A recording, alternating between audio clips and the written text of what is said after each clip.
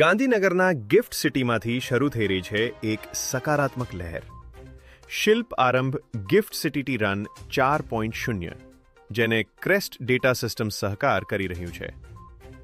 સ્નેહશિલ્પ foundation દ્વારા આયોજિત આ પહેલ ફિટનેસ સાથે યુવાનોમાં ડ્રગ ફ્રી જીવનશૈલી માટે જાગૃતિ ફેલાવી રહી છે.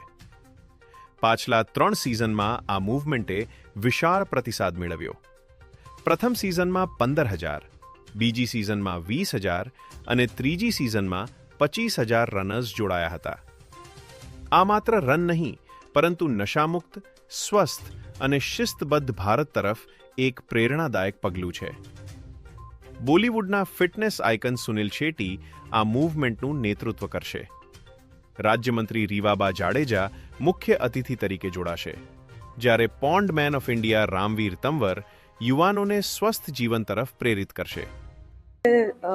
પ્રાઉડ લેવાની વસ્તુ એ છે કે પોઝિટિવ સાઇન એ છે કે જે ડ્રગ ફ્રી ફ્યુચર માટે, ડ્રગ ફ્રી યુથ માટે, ડ્રગ ફ્રી ભારત માટે આપણે જે પહેલ કરી છે એમાં અવેરનેસ સ્પ્રેડ થતી જાય છે અને વધારે લોકો જોડાતા જાય છે.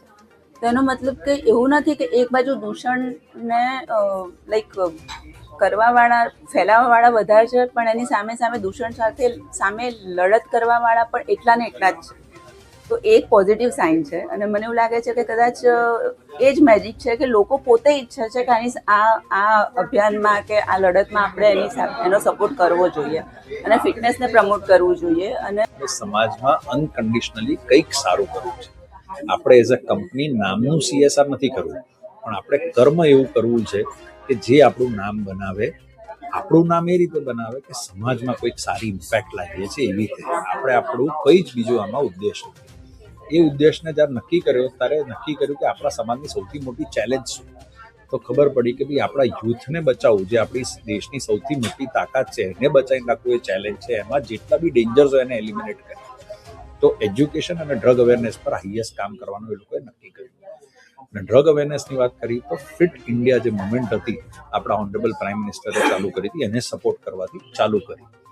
અને આ મેરેથોનનું પહેલું વર્ષ થયું. પહેલા વર્ષે આ મેરેથોનમાં 10,000 લોકો આવ્યા હતા અને ચોથા જ વર્ષમાં આ વર્ષે 25,000 રજીસ્ટ્રેશનથી આ વર્ષના રજીસ્ટ્રેશનને આપણે સ્ટોપ કરવામાં આવ્યા. મારો તો યુથને એક જ મેસેજ આપવો છે, અને જ્યારે શિલ્પ ફેમિલી તરફથી આપતો હું ત્યારે એ કહેતો કે તમે સૌથી મોટી રિસ્પોન્સિબિલિટી છો, તમે સૌથી મોટી તાકાત છો આપણા દેશની, તમે આપણા દેશનું ભવિષ્ય લખવાવાળા છો. તમારાથી આપણો દેશ ગ્લોબલી ઓળખાય છે, તો તમારે ગ્લોબલી શું આપણા દેશનું ચિત્ર આપવું છે એની જવાબદારી નક્કી કરી લો. અને ફિટ રહેશો તો આપણું ભવિષ્ય ઉજ્જવળ રહેશે, ફિટ રહેશો તો તમારું ભવિષ્ય ઉજ્જવળ રહેશે, ફિટ રહેશો તો તમારું મગજ 10 ગણું કામ કરશે. તો ડિસિપ્લિન રહો, સારું કરો અને સ્વચ્છતાને જાળવો.